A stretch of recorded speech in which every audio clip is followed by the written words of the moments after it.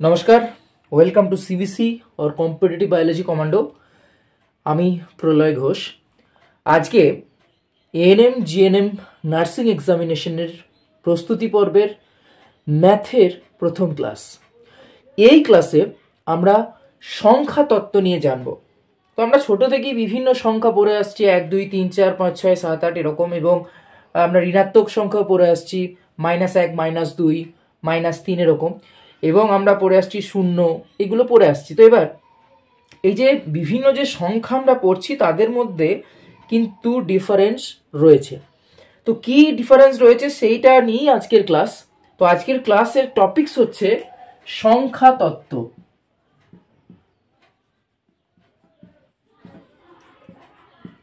বা নাম্বারস। তো সংখ্যা তত্ত্ব বা নাম্বারসকে আমরা প্রধান দুই ভাগে ভাগ করি। একটি হচ্ছে বাস্তব সংখ্যা বা রিয়েল নাম্বারস, আর একটি হচ্ছে অবাস্তব সংখ্যা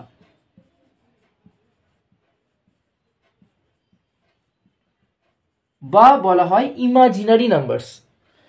এবার দেখো, বাস্তব সংখ্যা নিয়ে আমাদের যাবতীয় কাজকর্ম, অবাস্তব সংখ্যা নিয়ে ম্যাথমেটিক্যাল ক্যালকুলেশন হয় ঠিকই, এবং সেটা ক্লাস 11-এর পরে আমরা এই অবাস্তব সংখ্যা নামের সাথে পরিচিত হই। যেমন অবাস্তব সংখ্যার উদাহরণ হিসেবে আমরা বলতে পারি -1, √1, তারপর বলতে পারি √2, অর্থাৎ রুটের মধ্যে মাইনাস দিয়ে কোনো সংখ্যা থাকলে সেটা কিন্তু অবাস্তব সংখ্যার অন্তর্গত। বা অবাস্তব সংখ্যাকে আমরা জেনারেলি √-i এইটা দিয়ে প্রকাশ করা হয়। i হচ্ছে যে কোনো সংখ্যা। এবার এই বাস্তব সংখ্যাকে প্রধানত বা রিয়েল নাম্বারস নিয়ে আমাদের যাবতীয় কাজকর্ম, এটাকে প্রধান দুই ভাগে ভাগ করা হয়। একটি হচ্ছে মূলদ সংখ্যা এবং অপরটি হচ্ছে অমূলদ সংখ্যা।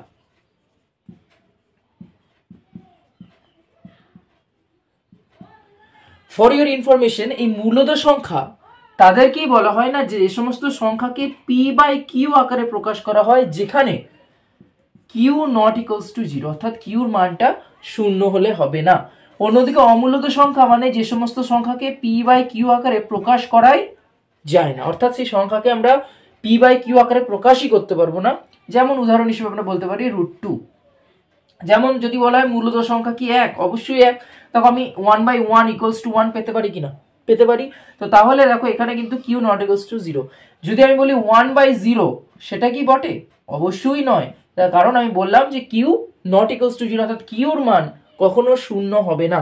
যদি কিউর মান শূন্য হয়ে যায় সেটা অসংহত বা আনডিফাইন্ড হয়ে যাবে। এবার এই যে মূলদ সংখ্যা, সেই মূলদ সংখ্যাকে আবার আমরা বেশ কয়েকটা ভাগে ভাগ করি। তো কি কি ভাগে ভাগ করি দেখে নাও।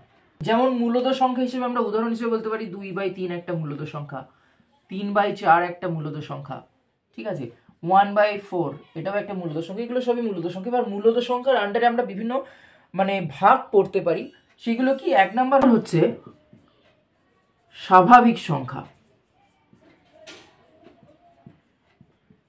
বা ন্যাচারাল নাম্বার। স্বাভাবিক সংখ্যা কোনগুলো?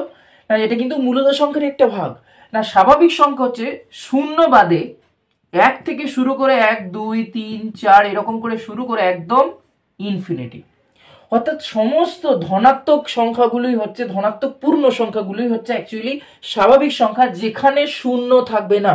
শূন্য কিন্তু স্বাভাবিক সংখ্যা নয়, ভালো করে এটা খেয়াল রেখো। 2 নাম্বার যেটা, সেটি হলো সমগ্র সংখ্যা, ইংরেজিতে বলে হোল নাম্বার। এগুলো কোনগুলো? না, সমগ্র সংখ্যা সেইগুলো না সেখানে স্বাভাবিক সংখ্যা থাকবে, মানে কোনগুলো থাকবে?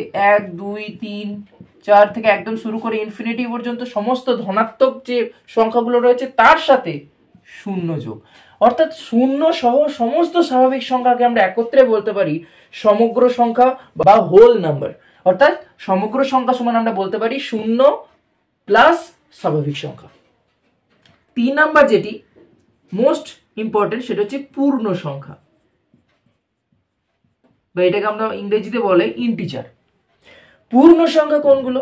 না, পূর্ণ সংখ্যা হচ্ছে শূন্য তো থাকবেই, তার সাথে 1 2 3 পজিটিভ যত মান আছে একদম ইনফিনিটি পর্যন্ত তার সাথে যত নেগেটিভ মান আছে, অর্থাৎ যেমন ধরো আমি বলতে পারি -1, -2 অ্যান্ড সো অন, একদম ইনফিনিটি। অর্থাৎ শূন্য রয়েছে, তার সাথে স্বাভাবিক সংখ্যা রয়েছে, মানে আমি পূর্ণ সংখ্যাকে কিভাবে ডিফাইন করতে পারি সেটা হচ্ছে সমস্ত ঋণাত্মক পূর্ণ সংখ্যা, মানে পূর্ণ সংখ্যা মানে সমস্ত ঋণাত্মক সংখ্যা, সমস্ত ধনাত্মক সংখ্যা এবং তার সাথে শূন্য। ধনাত্মক সংখ্যা, ঋণাত্মক সংখ্যা এবং তার সাথে শূন্য যদি আমরা অ্যাড করি তাহলে সেই সবগুলোকে নিয়ে আমরা পাই পূর্ণ সংখ্যা। যেমন 1, 2, 3, 4 থেকে একদম ইনফিনিটি, এগুলোকে আমরা বলতে পারি ধনাত্মক পূর্ণ সংখ্যা। যেমন -1, -2, -3, -4 এগুলোকে আমরা একত্রে বলতে পারি ঋণাত্মক পূর্ণ সংখ্যা। এবং শূন্যটাও কিন্তু একটি পূর্ণ সংখ্যা। শূন্যটা শুধুমাত্র থাকবে না, সেটি হচ্ছে স্বাভাবিক সংখ্যা। এটা খুব মাথায় একদম যত্ন সহকারে ঢুকিয়ে রাখো। নেক্সট যেটা, সেটি হলো ভগ্নাংশ। ভগ্নাংশ আমরা জানি তখনই হয় না যখন লব আর হর থাকে, তো উপরে লব নিচে হর, যখন হরটা লবের চেয়ে কি হয়ে যায়, বড় হয়ে যায়। যেমন ধরো আমি বলতে পারি 2/3 এটা একটা ভগ্নাংশ, 4/5 এটা একটা ভগ্নাংশ, 6/7 এটা একটা ভগ্নাংশ। এগুলো সবই কি ভগ্নাংশের উদাহরণ। তাই ভগ্নাংশ যত আমরা পাচ্ছি সেগুলোও কিন্তু কার আন্ডারে, মূলদ সংখ্যার আন্ডারে। এবং সেটা মানে ভগ্নাংশটা সেটা ধনাত্মক হতে পারে, সেটা ঋণাত্মক হতে পারে। মানে আমি বললাম -4/5 এটাও কিন্তু একটি মূলদ সংখ্যারই অন্তর্গত সংখ্যা। 5 নাম্বার যেটি, সেটি হচ্ছে জোড় সংখ্যা। জোড় সংখ্যা কাকে বলবো না, জোড় সংখ্যা হচ্ছে সেই সমস্ত সংখ্যা যাদের 2 দিয়ে ভাগ করা যায়। যেমন 2, 4, 6 এগুলো সবই কি জোড় সংখ্যা। আমি এখানে লিখতে পারি 2, 4, 6, 8, 10 এগুলো সবই কি জোড় সংখ্যা, কারণ সেগুলো কি দিয়ে বিভাজ্য, 2 দিয়ে ভাগ করা যায়। 2 দিয়ে ভাগ করা গেলেই সেটি জোড় সংখ্যা। একইভাবে আমরা যদি বলি মৌলিক বা যৌগিক সংখ্যা কি, না মৌলিক বা যৌগিক সংখ্যা হচ্ছে সেইগুলো, না মৌলিক সংখ্যা সেইগুলো না যেগুলো এক এবং নিজে উৎপাদক হলে সেটা মৌলিক। অর্থাৎ যেমন আমি বললাম 2, এটা কিন্তু মৌলিক সংখ্যা। কেন না, এই 2টা 1-এর সাথে 1 দিয়ে ভাগ করলে মিলবে আর 2 দিয়ে ভাগ করলে মিলবে। 3 একটা মৌলিক সংখ্যা, যেমন 5 একটা মৌলিক সংখ্যা। কেন না, এইগুলো হচ্ছে 1 এবং সেই সংখ্যাটা নিজে তাদের উৎপাদক হচ্ছে এই সংখ্যাটা।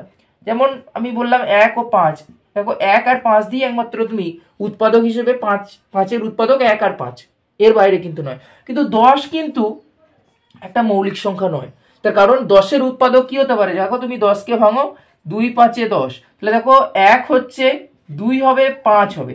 তাহলে যেহেতু আমি বললাম যে মৌলিক সংখ্যা মানে 1 হবে এবং সেই সংখ্যাটা হবে, তারাই হচ্ছে মৌলিক সংখ্যা। কিন্তু দেখো এখানে 1-এর অধিক রয়েছে 1 এবং সেই সংখ্যাটা বাদেও রয়েছে, সেই জন্য এরা কিন্তু মৌলিক নয়, এরা যৌগিক সংখ্যা।